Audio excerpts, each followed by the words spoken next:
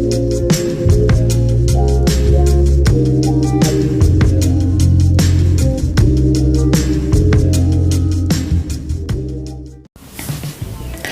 Jonesy Babes and Anonymous Jonesy Babes, welcome back to my channel. So today I want to talk about Bryan Kohberger's sentencing and the drama that happened outside the courtroom. Bryan Kohberger was sentenced to life in prison without parole Wednesday for unaliving 4 University of Idaho students in 2022.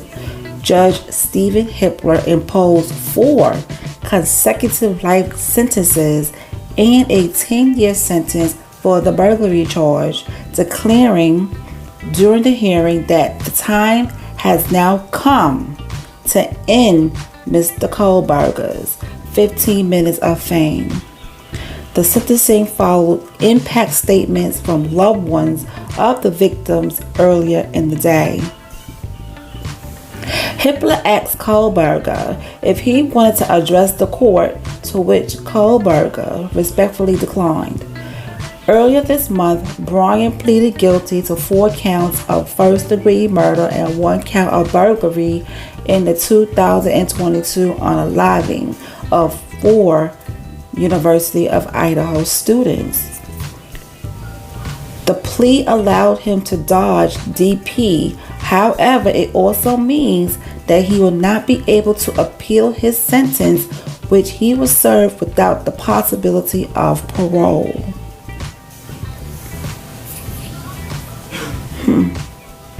Prosecutors claim Bryan stabbed the students multiple times with a military-style knife. The stabbings likely occurred while they were sleeping, according to the autopsies. 2 other roommates who lived in the house survived. Bryan was a PhD student at Washington State University studying criminology at the time of the unalivings. He was arrested December 30th, 2022 at his parents' home in Pennsylvania following a weeks-long manhunt. Authorities nailed him down as a suspect after finding a DNA sample at the crime scene, discovering the vehicle he used to drive to the scene, descriptions about his appearance from the surviving roommates, and his phone records. Authorities have not released a motive for the attack. They said surveillance footage and cell phone records show that Bryan visited the home at least a dozen times before the unalivings. Hippler on Wednesday argued that focusing on Bryan's probable motive only gave him agency and power. Even if I could force him to speak, which legally I cannot, how could anyone ever be assured that what he speaks is the truth? Hippler told the court. Do we really believe after all of this he is capable of speaking the truth or giving up something of himself to help the very people whose lives he destroyed, he added. The plea deal has received some backlash, including from family members of Kaylee. In a Facebook post, Kaylee's family said they are beyond furious at the state of Idaho and that the state failed them. Prosecutors reportedly attempted to explain the plea deal in a written letter to family members of the victims.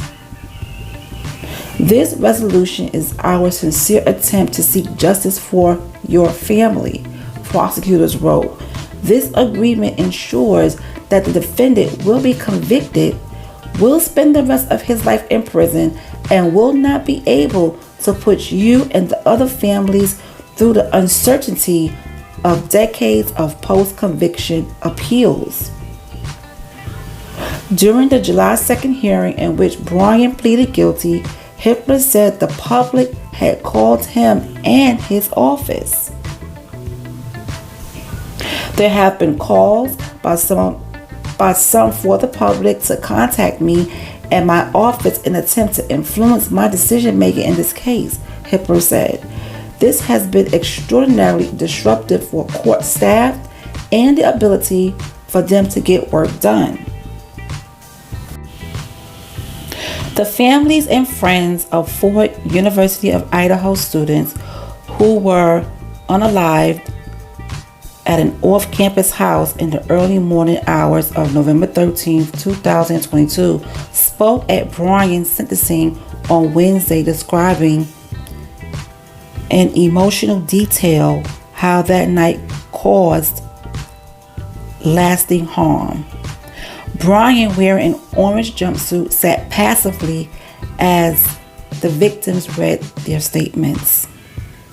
Emily, a friend of Bethany, one of the surviving roommates, began the day by reading a statement on her behalf. Bethany recalled frantically calling 911 and not being able to speak, yet feeling sick with guilt she didn't call earlier. I was so frantic that morning and scared to death, not knowing what had happened. And when I made the 911 call, I couldn't even get out the words, she said. Bethany said she no longer sleeps through the night and constantly wakes up in panic. I wish more than anything I could hug them one last time, she said, of the victims. I still tell them every night I would keep living for them. Another surviving roommate, Dylan Mortensen, cried as she told the court that Bryan took away my ability to trust the world around me. I was barely 19 when he did this, she said. I should have been figuring out who I was. Instead, I was forced to learn how to survive the unimaginable. I couldn't be left alone. I had to sleep in my mom's room because I was too terrified to close my eyes. She described searing panic attacks she now suffers, saying she drops to the floor, heart racing, convinced something is wrong. It's my body reliving everything over and over again. Mortensen closed by addressing Bryan directly, telling him he's something less than human, a body without empathy, without remorse.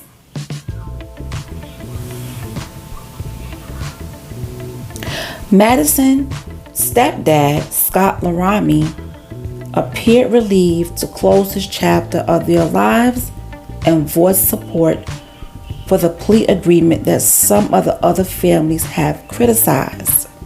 Evil does not deserve our time and attention, Scott said. We are done being victims. We will take back our lives.